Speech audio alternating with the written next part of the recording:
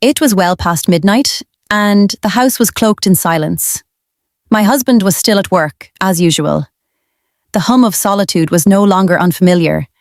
It had become a constant companion in my marriage, one that had grown cold long ago. The warmth between us had faded like breath on a mirror, leaving behind only the quiet ache of being unseen. I had grown used to it, used to eating dinner alone, used to hearing the front door stay shut, used to lying awake in bed, waiting for footsteps that never came. But lately, something was different. Something had shifted in the house. My stepson had moved back in after finishing college.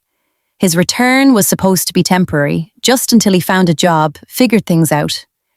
But his presence, looming and undeniable, filled every quiet space. He wasn't the boy I remembered. Gone was the awkward, lanky teen who avoided eye contact and tripped over his own feet. Now, he was taller, broader, carrying a quiet confidence that didn't belong to someone his age. There was something different in the way he moved, the way he looked at things, the way he looked at me. At first, I told myself I was imagining it. He was just adjusting, finding his footing again at home. But the more I noticed him, the more I realized he was noticing me too. He didn't speak much, but when our eyes met across the room, something electric passed between us. Something unspoken, something heavy, something I didn't know how to name. That night, I felt restless, the kind of restlessness that lingers beneath the skin. I poured myself a glass of wine, letting its warmth settle in my stomach. My husband wouldn't be home for hours. The house felt like mine again. I drifted to the bathroom for a long, hot shower, one of the few indulgences I still allowed myself. The water slid over my skin, washing away the weight of yet another empty day. As I stepped out, steam curling around me, I reached for the towel. And that's when I heard it. A sharp intake of breath. I froze. My stomach clenched as I turned. There he was, standing in the doorway. He didn't speak, didn't move. His eyes were wide, but not with shock, not with embarrassment. No. Something else lived in them, something darker, unreadable. My breath caught as I clutched the towel tighter to my chest, my heart pounding. The air between us felt charged, like a live wire stretched between two hands. "Go," I whispered, my voice barely audible. He hesitated for just a second, then turned sharply and vanished down the hallway. I stood there breathless. I should have felt horrified. I should have felt shame tighten around me like a noose, but I didn't. Instead, something stirred in my chest. Something dangerous, something I didn't want to admit. I told myself it was nothing, an accident, a moment that would be forgotten by morning. But as I lay in bed, staring at the ceiling, I couldn't shake the way he had looked at me, not with fear, not even with curiosity, but with want. Morning came, but the tension lingered. It hung in the air like fog. At breakfast, he avoided my gaze, but I felt his eyes on me when I wasn't looking. My husband sat between us, absorbed in his phone, scrolling through emails like nothing was wrong, like he didn't see the storm brewing right under his own roof. I pretended nothing had changed. I forced smiles, poured coffee, talked about the weather, but inside, my pulse pounded with the weight of a truth I wasn't ready to face. As the days passed, the tension between us only grew. Glances stretched a little too long. Touches that should have been accidental suddenly felt deliberate. He wasn't avoiding me anymore. If anything, he was pushing closer, lingering in the kitchen when I was there, brushing past me in the hallway. When there was plenty of space to go around, I kept telling myself I was imagining it, that I was reading too much into it, but deep down I knew I wasn't. I started noticing things I shouldn't. The sharp line of his jaw, the deep timbre of his voice, the way his presence made me stand straighter, breathe differently. For years I had been invisible in this house, a wife in name only. Now suddenly I wasn't.